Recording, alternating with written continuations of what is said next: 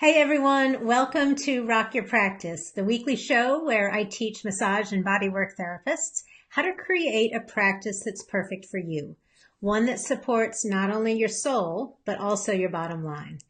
I'm Mindy Totten, a mentor and coach for body workers who want to turn the passion for the work that they do into successful businesses that they love, all without burning out or selling out. So if that sounds like you, you're in the right place. And I'm so glad you're here. I have officially deemed July Healthy Boundary Month. I know, who am I to declare such a thing? But I have declared it Healthy Boundaries Month because I've been getting a ton of questions from body workers about how to hold strong boundaries. Now, usually people don't contact me and say, Mindy, how do I hold a strong boundary? It's more in the questions that you're asking that lets me know that you need to shore up some of your boundaries so that you can create what I call a safe container. A safe container is what we create for our clients to heal. Now, you know this really well in the therapy that you do. So a safe container is when you are there for the person, you are neutral, you have a therapeutic presence that's strong, and the person is able to lessen their pain or do whatever kind of healing they're meant to do with you working as a facilitator because you've created this safe container.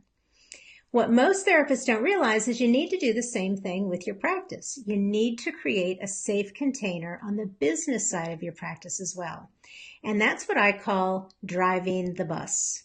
Driving the bus. So if you think about your clients, right?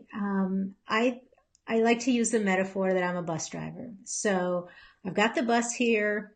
They're healing this wonderful modality that I do. And the client is free anytime they want to get on the bus or get off the bus. They can get on the bus when they want. They can tell me where they want to go. They can go as far as they want, not too far, farther than I think they could go. Whatever they want to do, they're in charge. But I'm driving the bus. Someone's got to be driving the bus so that the wheels don't spin out, so that things don't spin out of control. And it's exactly the same with your practice. And that's why you need to create healthy boundaries for that. So let me give you an example. I got this question this week from someone who said, I was on the phone with a new client for over an hour, but she didn't book an appointment. What am I doing wrong? Oh, sister, I feel your pain, right? We all do. We've all been there where you're a big-hearted therapist and you want to be there for your clients or your potential clients, but actually being on the phone with somebody for that amount of time, for an hour, is not doing them a service. So we're going to talk today about 3 things that you can do to lay a framework for your calls when people contact you about information about your therapy or about your work. 3 things that you can do to turn something that is just an inquiry into a booked appointment. All right. So the first thing you need to do is lay that framework, right? Remember, you are driving the bus. So when somebody calls, you return the call by saying something like, hey, it's Mindy Totten here. I'm returning your telephone call. What can I do for you today? All right. So you've set it up. You're the pro. What can I do for you? That keeps you from doing things like, hey, it's Mindy Totten. And them saying, who? You say, okay, I'm returning your call. Sorry, what? Okay. So just set the framework, very firm, very professional from the outset. Now, the second thing that you can do, it's really important, is to ask questions. Now, I like to set my time limit for phone calls like this to 15 minutes. 5 minutes is even better. But if you get much past 15 minutes, again, the wheels are starting to come off the bus. So asking pertinent questions to find out whether or not you would be a good fit for what the person is looking for.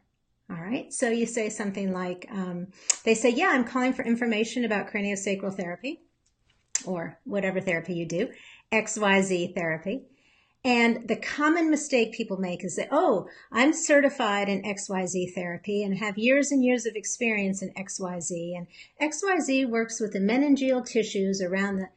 You don't want to get into all that. You make the mistake of talking too much, talking about yourself. What you want to do is turn it back to the client, to the person who's contacting you. So you can say something like, they say, yeah, I'm calling for information about XYZ therapy. And you say, oh, terrific. Let me ask you a question to start off here. Are you struggling with certain health issues, or are you just curious about XYZ therapy? Okay, so that gives them two choices. Either, yes, I have migraines, or no, I just heard from Sally that it would be good for me, and so I wanted to call and find out about it. Okay, so that gives you a little bit of structure with your phone call. Now, the problem with this that we've all had, that this gal, this wonderful therapist had, is when you ask questions, people can go on and on and on and on. And what I call that is people are telling you the story. Not their story, but the story.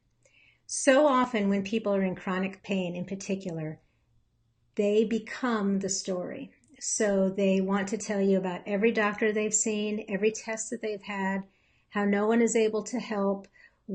So it becomes a story rather than a history, or rather than feelings. It's almost like you can hear it sometimes in people's voices, right? It almost becomes like it's a rote memory thing, like it's something they've rehearsed almost. So while it's important to hear people's stories, the initial telephone call when they're calling you to find out about your therapy is not the time to hear the story. So the time to hear the story is in the intake interview when you're first there for your first appointment, and that's another show where we'll talk about what you should do there. But what do you do if someone is going on and on and on and on about the story, and the time is ticking away? You can do something very kind, very firm, something like this, and say, excuse me, I don't mean to interrupt, but I've got another commitment in 5 minutes, and so I just want to say back to you what I've heard. You have bad migraines. You've been struggling for months with them.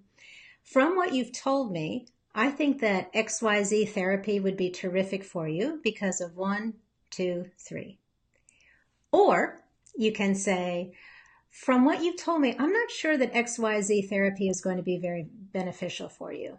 Let me recommend Thelma Therapist, who does ABC therapy. I think that would be much more helpful. And then you give the phone number.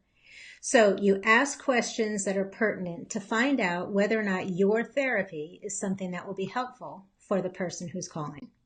So 2 things. You've set the framework, you've asked pertinent questions, and now you need to do the 3rd thing. You need to ask the person to book the appointment. And I know this is scary for lots of folks, but it doesn't have to be sleazy. It doesn't have to be pushy. You need to make an invitation. Think of it that way. Think of it as you're inviting the person to work with you. So you say something very simple, like, I think that XYZ therapy would be terrific because of 1, 2, 3. Would you like to make an appointment? I know, it sounds so easy. Would you like to make an appointment? Would you like to set up an appointment? I am telling you, it took me like years to figure this out. I just would always say, oh, and we can do blah, blah, blah, blah, blah, blah, on and on. Just invite them. Would you like to set up an appointment? They'll probably say, because you've explained why your therapy is so great for them, they would say, I'd love to. And then that's when you set up the appointment. You wrap up the call by saying, terrific.